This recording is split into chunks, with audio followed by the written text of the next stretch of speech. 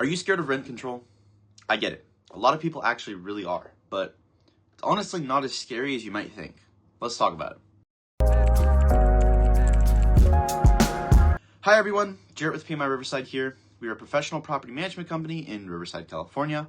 We currently manage $30 million worth of real estate, and today we're going to dive into rent control, how it affects landlords in California, and how to navigate through it.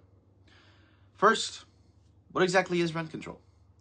Rent control limits how much landlords can raise their rent on residential properties. The goal of this is to prevent sudden, unreasonable rent hikes and protect tenants. In California, the Tenant Protection Act of 2019 limits annual increases to a maximum of 10%. Now, it is a statewide rule, but there are some exemptions that you do need to know about. So, if your property is a new build that is under 15 years old, or a duplex where you live in one of the units, you are going to be exempt. Now, there is a catch here. You aren't exempt if the home is owned by any form of corporation, which means if it is owned by an LLC with corporate owners. Also, to continue to be exempt, you must provide tenants with a notice of exemption in their lease. Now, if you miss that notice and that step in general, you would have to abide by the rent control laws. So be sure to always have that in there if you can be exempt. I really think it's important. Now, go back to rent control. Here's where it gets challenging, okay? Let's say you buy an investment property where the tenant's rent is $2,000 a month currently, but the market rent is $3,500. Under rent control, you can't just jump straight to market value. You're limited by raising that rent 10% annually, which, I mean, hey, it sounds manageable, but think about it. You're that far below market, it could take 4 to 5 years for you to catch up, and in the meantime, you're losing out on thousands of dollars of income each year. Now, for many landlords, this creates a tough decision.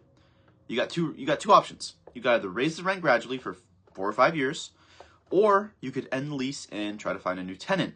Now, at the time of recording this, December 2024, it is the worst time that we have ever seen to rent your home out and for it to be vacant. So right now, I don't recommend that second option. But hey, either way, this is something that is morally challenging and financially risky. Welcome to rent control. After all, if the market changes or vacancies sit too long, again, you might lose even more money. So, how do you navigate this? Well, step one is knowing the exact market rent for your property. This isn't just a guess. Take the time to research rentals in your area and factoring in a bunch of different stuff, so things like amenities, location, beds, everything. Tools like Zillow or Rent Finder can help, and even you could use a property manager who might be able to help you out, give you a rental analysis. Never know. But once you know where your property stands, make a plan to gradually increase the rent. Now, under the TPA, you're only allowed to increase the rent up to 10% annually. So if you're well below market value, best path forward is just raising the rent incrementally, okay? It keeps you compliant, but hey, it still makes progress towards that profitability. Now, the key here, though, is communication. You want to be open and transparent with your tenants about why you're increasing the rent. Explain that it's just part of a gradual plan to align with market value and assure them that the rent won't keep going up forever. Tenants are a lot more likely to stay and trust you when they understand what's happening and why. Now, I offer a slightly different perspective on rent control because I know it gets a bad reputation among a lot of landlords, but I don't think it's all bad. Hear me out, okay? For newer landlords, rent control can actually be a really helpful safety net. These guidelines can help prevent you from overcharging tenants and losing them, which is extremely important if it's your first rental property, because a mistake like that could literally cost you thousands of dollars in vacancy or turnover. Now, at the same time, rent control is not perfect. It limits flexibility and often puts landlords in lose-lose situations. Now, this could be situations where you, again, either hold on to the tenants at below market rent or end leases to try and catch up, which kind of creates a paradox of sorts. The TPA is now a law that was designed to protect tenants, but it can also lead to them having harm dealt instead. So it kind of just doesn't make sense to why it's like that. But whatever.